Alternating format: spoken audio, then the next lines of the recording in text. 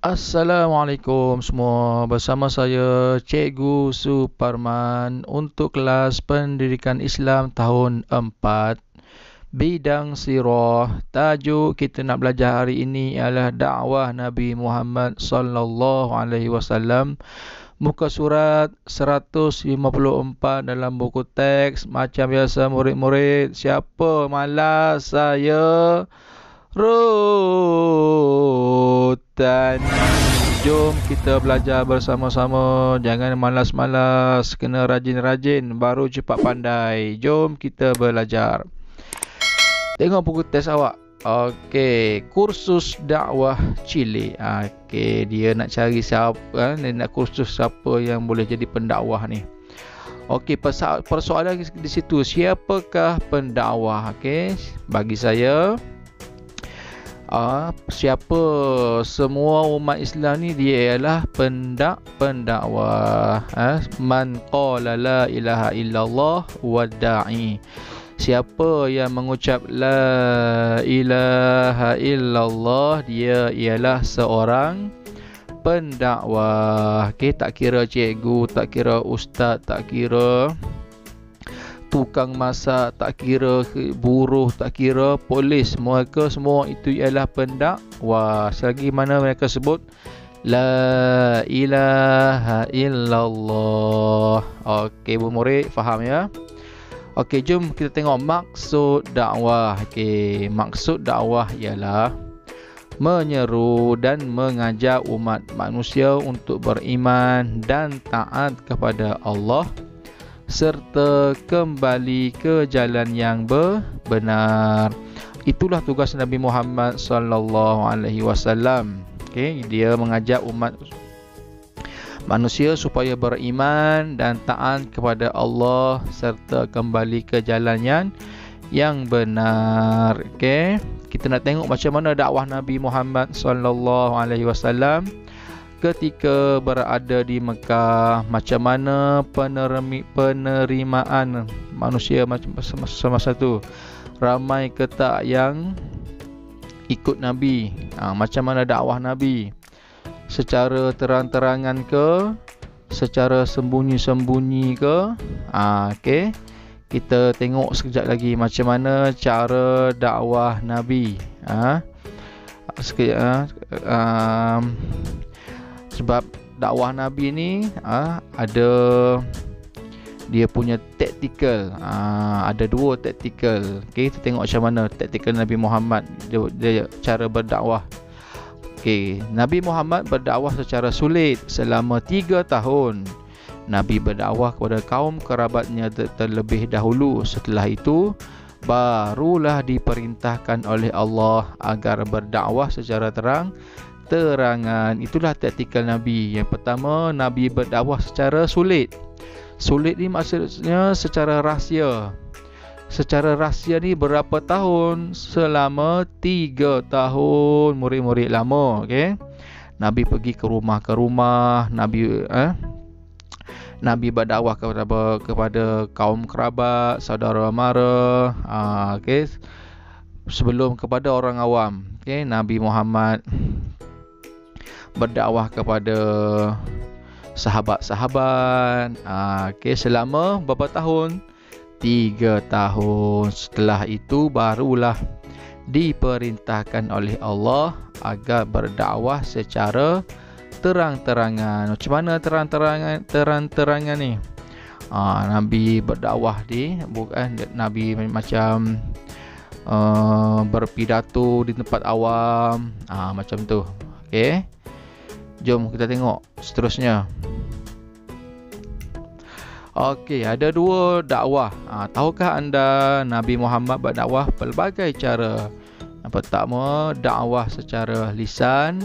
Yang kedua, dakwah secara perbuatan. Kita tengok macam mana cara dakwah secara lisan. Okey, secara lisan. Jadi yang pertama, lisan ni maksudnya Nabi nasihat, Nabi bagi nasihat, tazkirah.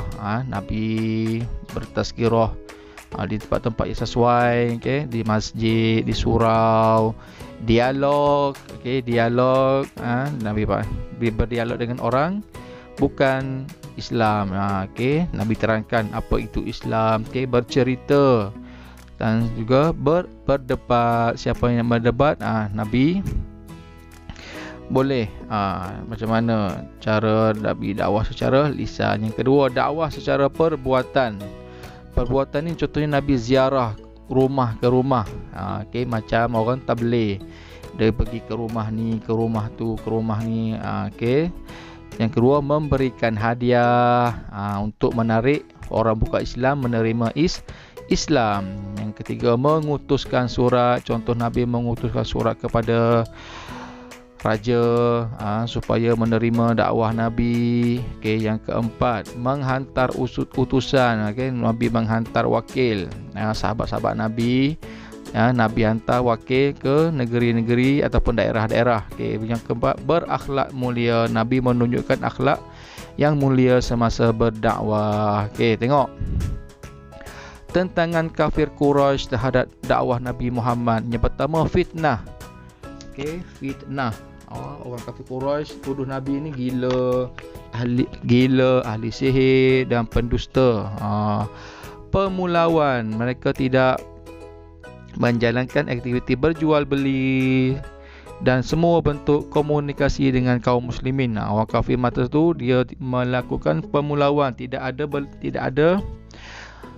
berjual beli dengan kaum muslimin. Yang ketiga, penyiksaan. Kita boleh tengok beberapa orang sahabat Nabi telah dijemur di pada pasir dan diletakkan batu yang besar di atas dada mereka seperti berlaku kepada Bilal bin Rabah. Yang keempat, pembunuhan. Tentangan kafir ni sungguh dahsyat pada masa tu. Pembunuhan ada juga dalam kalangan para sahabat Nabi Muhammad yang dibunuh dengan kejam seperti Sayyidina Yasir dan Sayyidatina Sumayyah. Suami isteri ni. Sumayyah dia dibunuh, suami dia pun dibunuh kerana telah memeluk Islam. Itulah tentangan kafir Quraisy terhadap dakwah Nabi Muhammad sallallahu alaihi wasallam. Seterusnya, murid-murid, jangan tidur. Akhlak Nabi Muhammad dalam menghadapi tentangan kaum Quraisy. Yang pertama, yang paling penting ialah kita nak hadap orang kaum musyrikin ni ialah sabar. Bersabar dan tabah dalam setiap aspek kehidupan. Nabi bersabar. Yang kedua, hanya bergantung harap kepada Allah, bukan kepada orang lain, bukan kepada ihsan orang lain. Nabi selalu berdoa kepada Allah supaya dipermudahkan segala urusan dia. Yang ketiga, prihatin, mengamalkan budaya nasihat, menasihati di dalam keluarga. Yang keempat, berjiwa besar. Nabi Muhammad sentiasa berhikmah dan tidak pernah berdendam. Orang nak buat apa-apa kat Nabi, Nabi tidak pernah berdendam.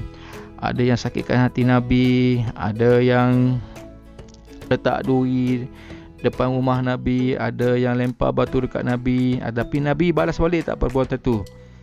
Semestinya tidak. Nabi ialah seorang yang berjiwa besar, tidak pernah berdendam dengan sesiapa pun. Ingat, yang pertama bersabar.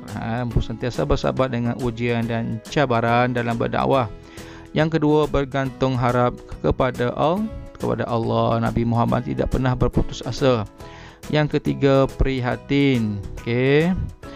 Kaum keluarga dalam berdakwah, mengutamakan kaum keluarga dalam berdakwah. Yang keempat, berjiwa besar.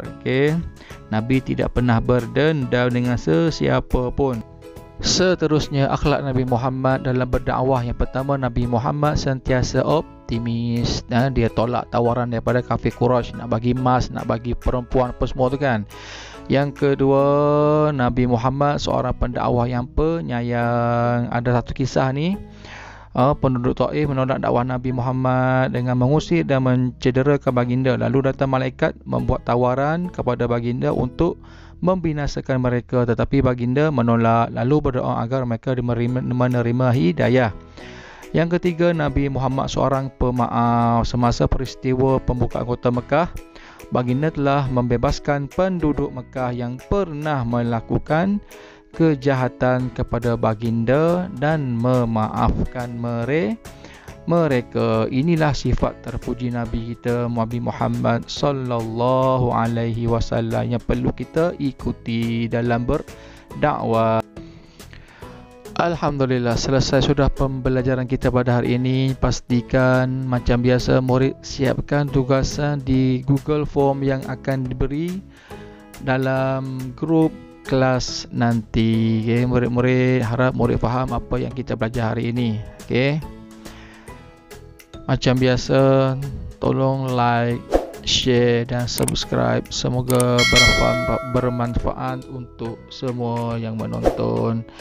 Jumpa lagi. Assalamualaikum.